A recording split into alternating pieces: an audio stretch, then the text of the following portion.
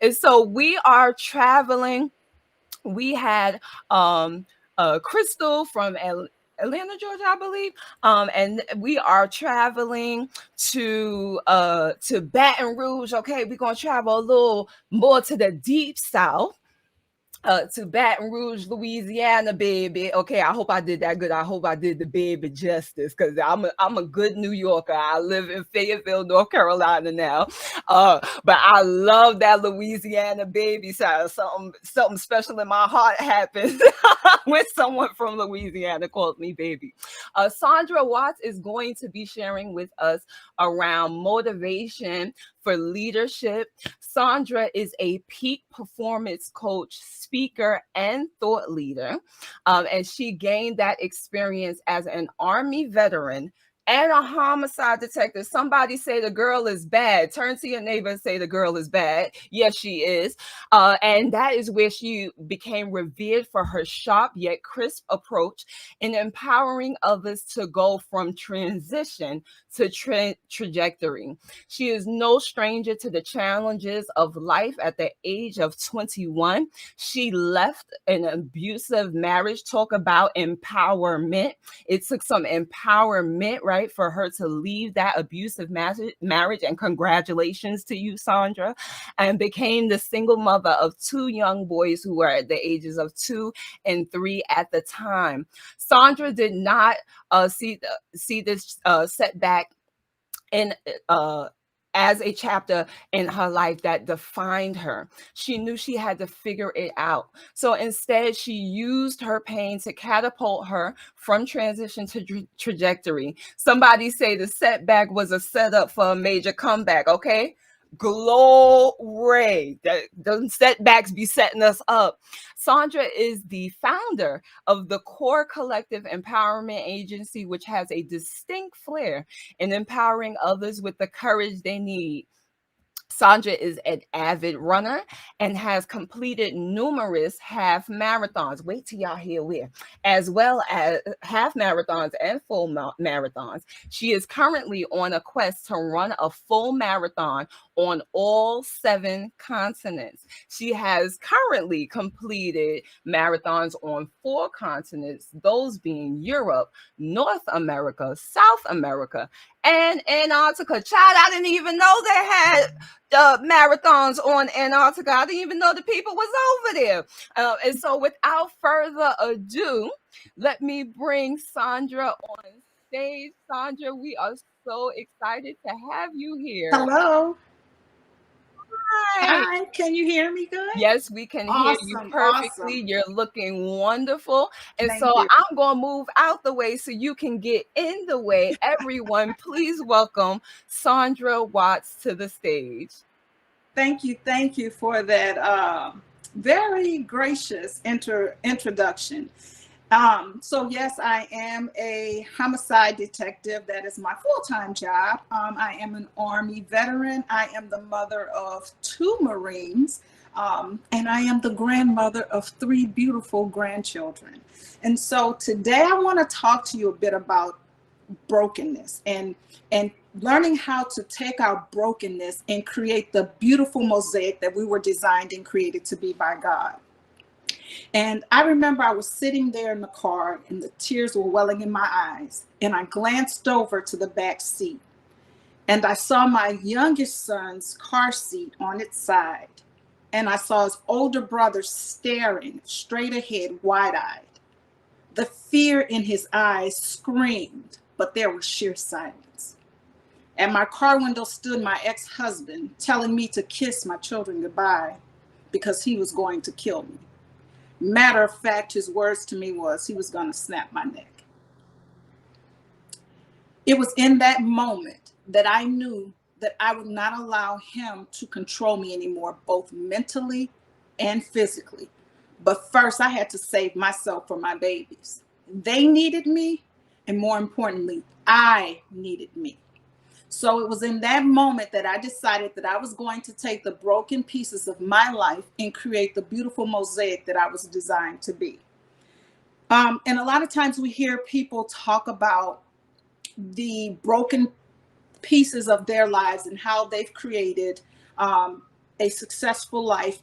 And a lot of times we see the end picture. We don't necessarily see what it has taken to get them from where they once were to where they are now. So it has not always been an easy journey. And I've had some dark moments. But once you take the pen to the book of your life out of your manipulator's hands, you can begin to write how your story is going to unfold. And sometimes the manipulator isn't someone who's already physically in our life.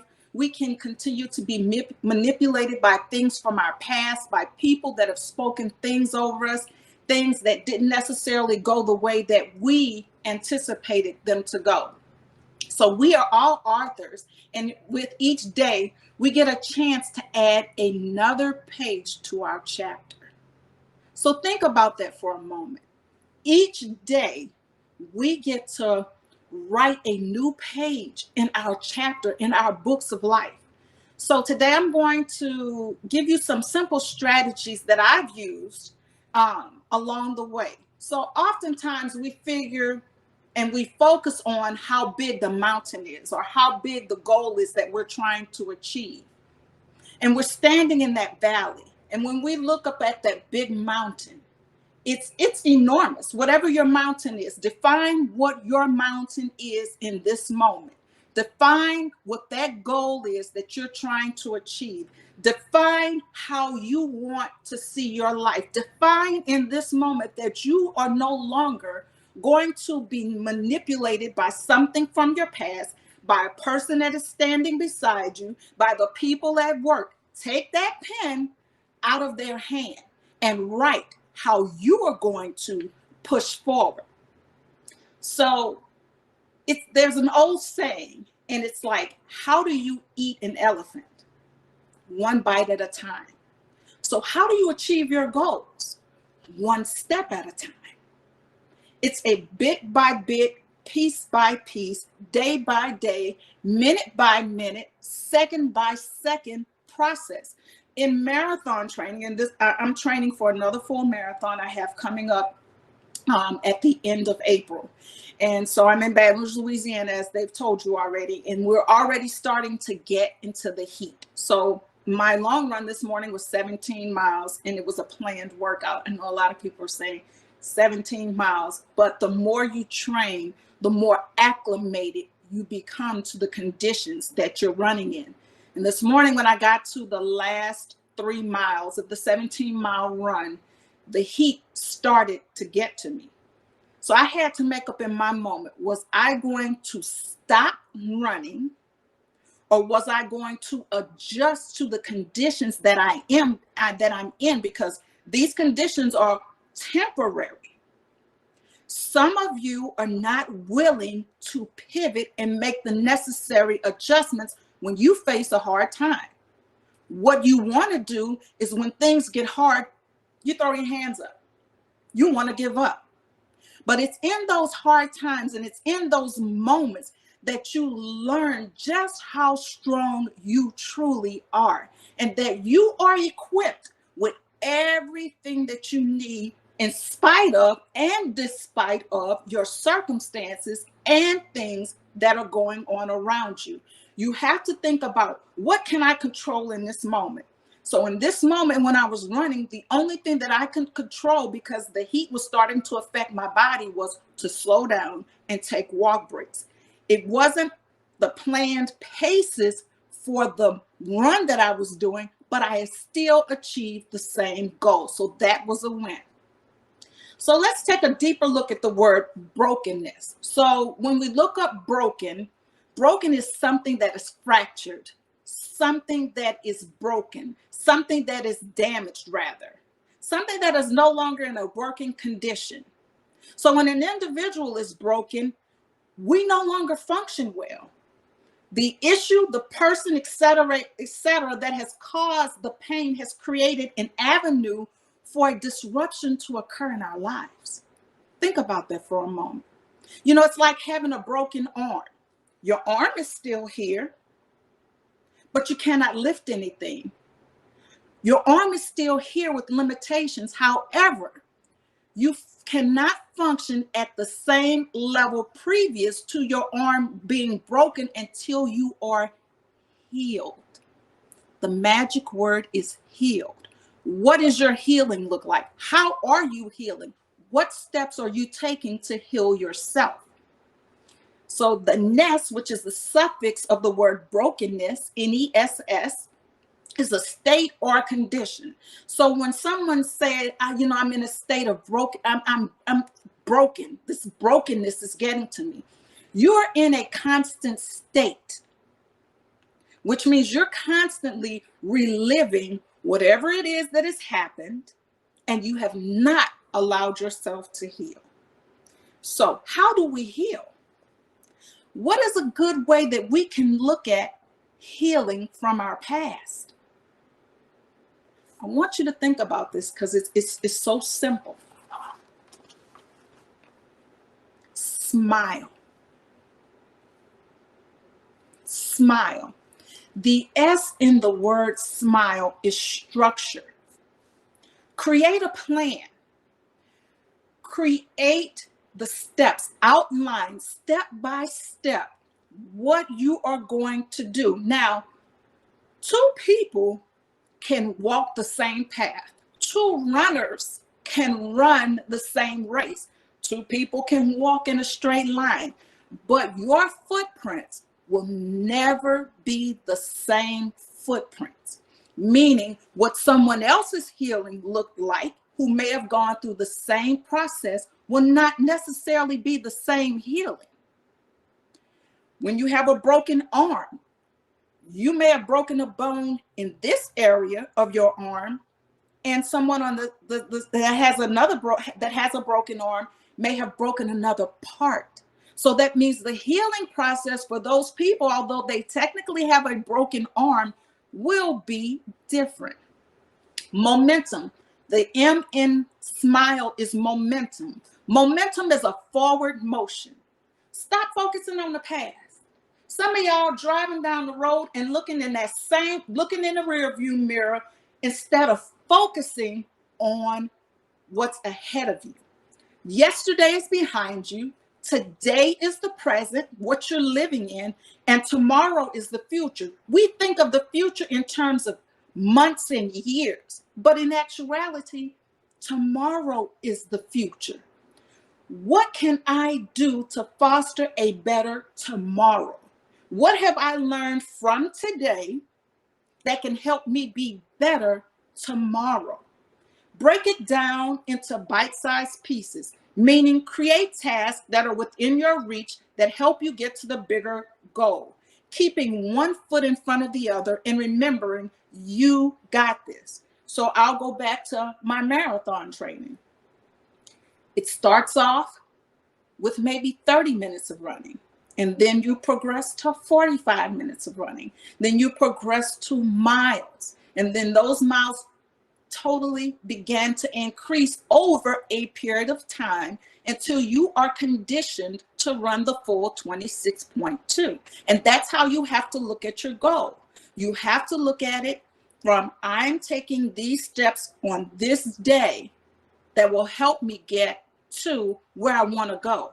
Now, I've had a DNF, which means I did not finish a marathon. But guess what? In our failures, they set us up for success. Failures teach you where you need to grow stronger. Failures don't define you. Failures actually help you become a better person. The I in smile, I want you to remember, say this to yourself all the time. I am amazing. In this moment, it is all about you. Once you see yourself as valuable and worthy, you will realize just how amazing you are and learn how to celebrate you.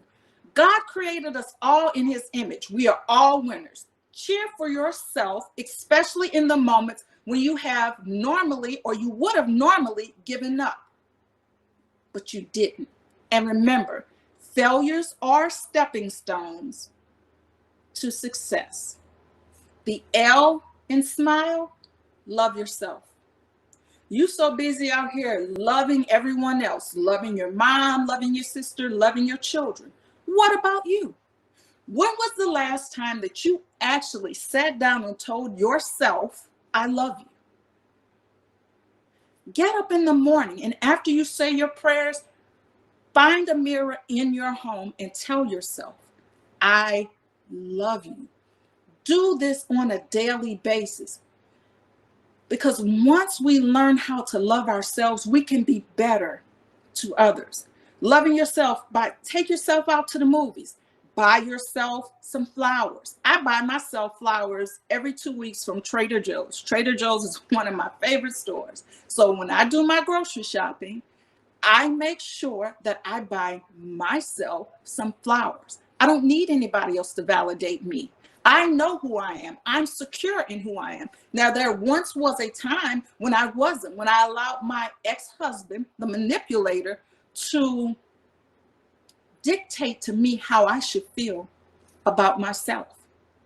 That'll never happen again because I began to tell myself I am amazing in spite of my failures, in spite of my shortcomings. I am amazing. I love me. And the last letter of the smile is emboldened. Become emboldened. Start each day with courage. You have the right to be confident in who you are. Be courageous, be confident, be bold, be all that God has called you to be. Stop comparing yourself to what you see others doing. You know, a lot of people talk about wanting to be entrepreneurs or wanting to start something, but they're comparing themselves to what they see others doing. And then they feel inadequate or they may feel like an imposter. Everybody can't see the vision that God gave to you because it is your vision. Walk in it, own it. So I hope that these small trinkets and tidbits of what I've given you helps you to take back what is rightfully yours. And remember to smile. And remember to tell yourself, I love me. Remember to tell yourself, I am amazing. And remember, I am change. That is the whole purpose of this conference. I am change. You are a change maker. And it is time that you start walking in your greatness. Thank you. Well, child, if you needed a motivational speech, okay, if you needed a little preachment, because I heard your voice twinging a little bit. I heard you trying to hold it back, Sister Sandra. Yes. But if you needed that good word, that was so, I mean, so much of what you said, Sandra, resonated with me. The smile, the telling ourselves that we love ourselves. I do that Yes. in the mirror. The not allowing things from our past, right? Who we used to be and what we used to allow, right? Right. And how we didn't have boundaries, right? Right. And all of Right. those things we allow to happen, not allowing that shame, right, to rob us of who we are in our now. I mean, I got a whole bunch of notes on this page. One of the things that you said that I had a glory moment Mhm. was you talked about the more you train, the more you become acclimated. Oh, that was Yes. so good. The more you become acclimated to the conditions. And that is one of the things that I really, really that inspires me about marathon runners, right? Because the dedication Yes. that it takes, right, to not be a runner, because at some point a marathoner was not a runner, right? Right. Right. To choose into a journey, right, that requires you to not only put one foot in front of the other, but put one foot in front of the other for 10 miles, Yes. 17 miles, 20 miles, right? Yes. These long distances that for some of us in our human minds, we're like, I don't even think my body could ever be able to do that. But Right. if we train ourselves, practice makes perfect, right? Right. And if we understand that our lives are a training ground, I hear my Yes. voice changing.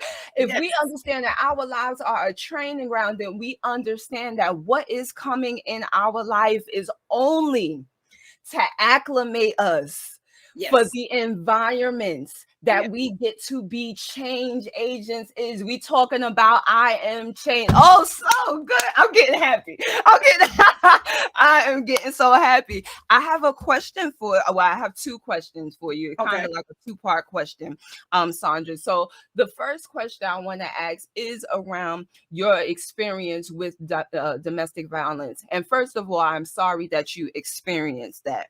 Thank you. And my question is, and not just in this realm, but this is how you experienced it, and I'm sure you've experienced it in other ways as well. For so many of us, right, there are things in our lives that are asking us to leave them, Mm-hmm. right? They are showing us that they are no longer serving us, right? Mm-hmm. And but we can be so attached to it because we love it and we created some things with it. And it used to be different, right? It used to Right. serve us in a Right. different way. And so based upon your experience and your expertise, how do you leave something? For you it was a relationship, Mm-hmm. right? But how do you leave something that at one time served you? It was a comfort for you, right? But Mm-hmm. at this point, you're seeing that it's no longer serving you. How do you leave something like that? If How it's do you find the causing you, strength? if it's causing you pain, Mm, if it's more painful to stay there, then it's time to go. mm, And you have to allow yourself to rely upon your support network. And I know for a lot of women and people that find themselves in relationships or situations, it could be a job that no longer serve that purpose in their life, that they don't have a support system and they are afraid, if I leave here, how am I going to be able to sustain, and not necessarily from a financial standpoint, but also from an emotional standpoint? mm, How am I able to sustain? And that is when you're going to have to truly dig deep and mm, realize and understand that you are amazing, because at some point someone along the lines has told you that you're not. mm, Someone has taken away your power. And it may be that you just start to do it in a small way. Now, if it is an abusive relationship and if it's something where your life is on the line, reach out. There are resources mm, now in all states where you can leave, because that's not a situation where you can actually, for me, I had to get out the military and come home. I had a good support system for me, but I have encountered women that don't have that support system, I guess. And to make a long story short, prepare for those situations where you know you need to leave, be it a job or a friendship. Start to prepare yourself and mm, start moving away. Stop taking the phone calls. Don't talk as much. Talk to them. Don't talk as much. As if it's work, start looking for a new job. You don't have to tell everybody what you're doing. That's not their business. But move in silence. Move in silence. absolutely. Thank you so much. Thank you so much, Sandra. That was I listen, I got a whole bunch out of it. And I'm sure the audience did as well. Thank you again, Sandra, Thank you. for joining us from Baton Rouge, Louisiana. Wow. Okay, I am motivated, touched, moved, inspired.